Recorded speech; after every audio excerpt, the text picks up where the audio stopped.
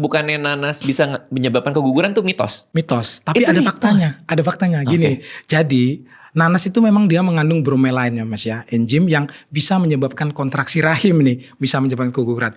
Kalau makan nanasnya itu 7 sampai 10 butir. Tapi siapa juga yang sanggup ya kan makan 7 sampai 10 butir? 7 sampai 10 butir maksudnya 7 sampai 10 buah. Iya 10 buah itu. Nanas. Iya. Ya kalau itu Mas nggak usah kan nanas ya semangka ya mangga ya kalau kita makan jumlah banyak ya bukan ya saya pikir bukan cuman keguguran ya muntah darah juga bisa kan, bayangkan 10. Jadi apalagi kalau nggak dikupas ya. Iya. Jadi yang saya mungkin perlu garis bawah itu ya, semuanya sebenarnya boleh kok, cuman ya jumlahnya mungkin diperhatikan gitu ya, cara pengolahannya. Ya jadi kalau yang dibolehkan, yang tidak dibolehkan tuh memang ada sih secara medis. Yang pertama, makanan-makanan mentah.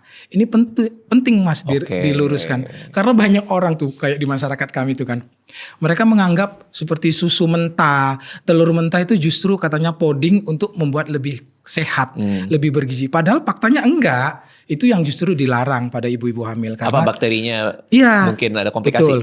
Satu, yang pertama kan ibu hamil itu kan daya tahan tubuhnya lebih rendah. Kemudian makanan-makanan yang kita sebutkan tadi yang mentah-mentah itu kontaminasi bakteri-bakteri yang berbahaya itu lebih sering ada. Sehingga kalau dikonsumsi sama ibu yang hamil yang sedang rendah daya tahan tubuhnya ya bisa macam-macam, bisa menyebabkan keguguran, bayi lahir cacat ataupun gangguan kesehatan pada ibunya. Jadi itu yang nggak boleh. Apa tadi? Makanan-makanan yang mentah. Terus yang kedua tadi kan ditanya kafein ya. Kafein. Nah gimana tuh? Kopi tuh? Kopi. Langsung aja deh kopi. Nah kalau kopi itu sebenarnya masih ada tempatnya, boleh kita makan.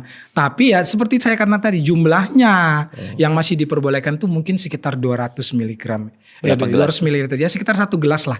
Dan kalau saya boleh menganjurkan ya, kalau kita memang suka sekali dengan kopi, konsumsi kopinya kalau bisa pagi. Karena kalau kita konsumsi sore apalagi malam hari, meskipun kita tidur, jantung kita itu nggak tidur. Itu kan mempengaruhi ritme tidur. Jadi boleh asalkan dalam jumlah terbatas, dan boleh kalau bisa yang berbahaya itu kan tambahan-tambahan yang di dalamnya, creamer, boba-boba, kental-kental manis. Itu yang sebenarnya kalau bisa jangan dipakai gitu.